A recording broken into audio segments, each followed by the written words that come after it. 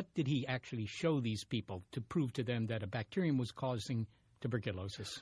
Right. The kind of key principle that he had established was that of a culture. So kind of identifying the bacteria in the blood or in the tissue was the first part. But it was not clear whether the bacteria or those little animals that they saw in the microscopes, whether those were the cause of disease or caused by disease, right? So it was a kind of cause and effect question. So what Koch was able to do was to extract those bacteria, culture them in a separate dish, which became the Petri dish, and then re-inject them into other animals and do this time and time and time again, from animal to animal to animal to animal, animal to culture, animal to culture. And after all of those, after having 20 or 30 animals in a row come down with a disease, well, that was enough evidence.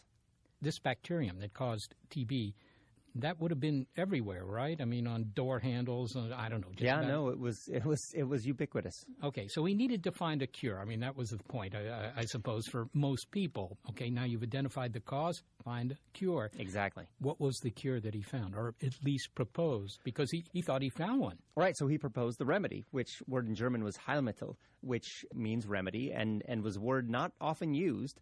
But unfortunately, what Koch announced was just that he had a remedy. He wouldn't say what was in it. So this violated the norms of science then as it would now. You can't say you have a secret remedy. You have to put the evidence on the table. You have to show your data. So unfortunately, when he said that he had this remedy, the world went crazy. This was the biggest disease in the world, so everybody wanted a piece of it. And what it was, in fact, was denatured or dead tuberculosis bacteria in a glycerin solution.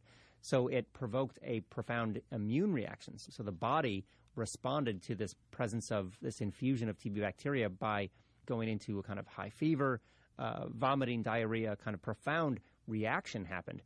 But it wasn't, in fact, curative.